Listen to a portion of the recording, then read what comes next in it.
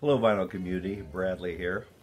Haven't made a video in a little while, so I thought I would churn one out today. Just got a couple records and a nice little book to show you. I got this record, it was on my doorstep this morning. It is Stan Getz and Bill Evans, previously unreleased recordings. I believe I first heard about this through Randy Weaver at his channel, Randall Weaver, because he was talking about this album, I'm pretty sure. And so that's where I heard about it. I thought, that sounds pretty interesting. So I picked it up. It is on Verve Records. This is a very nice pairing of two musicians, Stan Getz and Bill Evans. Similar background in jazz, more of probably a West Coast sound. And I was reading the, well, I will tell you who plays on this album. It is produced by Creed Taylor. It's got Stan Getz on tenor sax, Bill Evans, of course, on piano. On side one, Ron Carter plays bass. On side two, Richard Davis plays bass. And Elvin Jones is on drums. Very good album. I've only listened to it one time.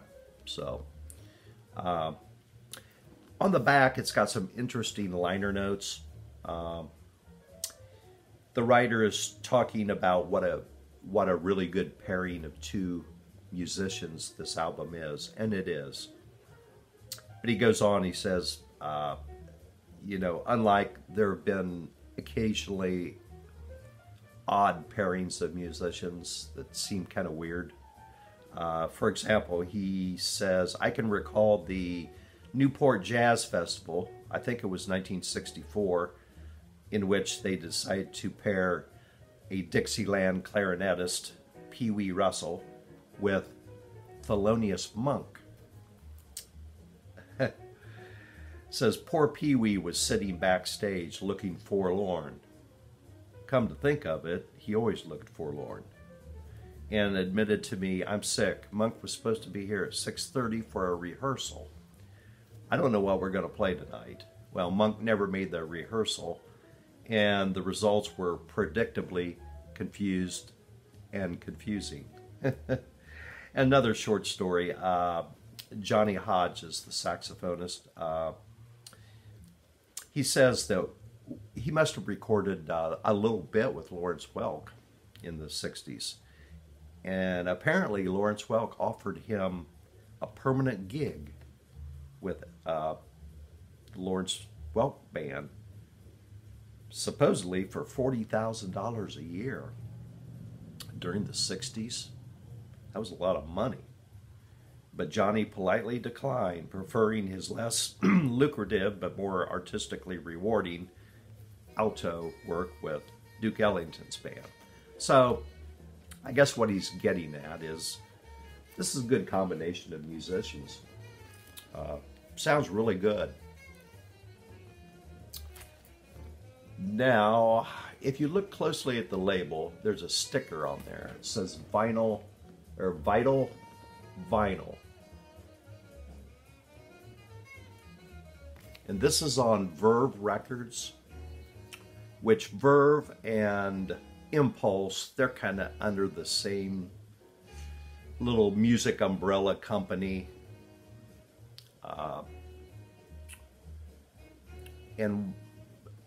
But also, well, it's Universal Music Group, which, you know, they have Blue Note and they have, you know, they're a mega company. So they have a lot of little smaller combinations of companies. So Verve and Impulse are kind of in their own little world there. And what they're doing is similar to the 75th anniversary Blue Note reissues which were not, they were not audiophile. Very good though. Verve and Impulse are releasing like some of their past classics. So, and this Verve, which Verve usually, they didn't necessarily have a lot of gatefolds compared to Impulse. Impulse, I don't know if all those were gatefolds, maybe. Seems like it. And they were a very attractive package and all that. So, anyhow, this Vital Vinyl series will be, I think it's open-ended. They're going to be releasing every month. I don't know how many, 10 or so. And this will go on for basically indefinitely, which is nice. I like to have especially the Impulse on the original label. You know, you can buy a lot of this stuff on through the EU record pressings, like whatever, Dole, D-O-L, and Wax Time, and Jazz Wax, or whatever, all those European labels. But I really like to have them on the original label. And I'm thinking the Impulse albums, which those will be the very nice gatefolds. I believe they will sell for, I don't know, maybe around 25 bucks, 24 bucks, and who knows, Amazon, they might be cheaper. I think these some of these Verves are a little cheaper than that, because I don't think I paid that much for this one.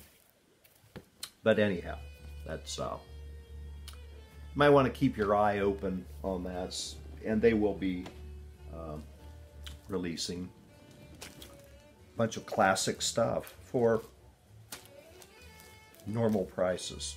The second album I want to show is, I got this a couple weeks ago, and I did a little, I showed the other record. This is a Blue Notes audiophile series, Tone Poet.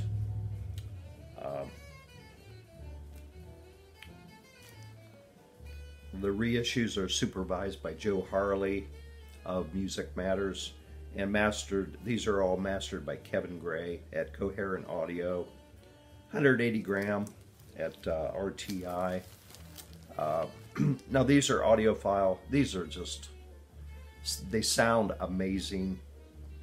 I showed the Chick Corea one a couple weeks ago, so I'm finally getting around to showing the other initial release. It is Wayne Shorter, etc. So this has, it was originally recorded in 65, I think, yeah, 65. Wayne Shorter, Herbie Hancock on piano, Cecil McBee bass, Joe Chambers on drums. Now these packages, they're just beautiful. Pretty much like Music Matters, but at half the price. Got really nice gatefolds. Original liner notes. Now this particular album, etc., like I said, it was recorded in 65. But it was not released until 1980. Blue Note,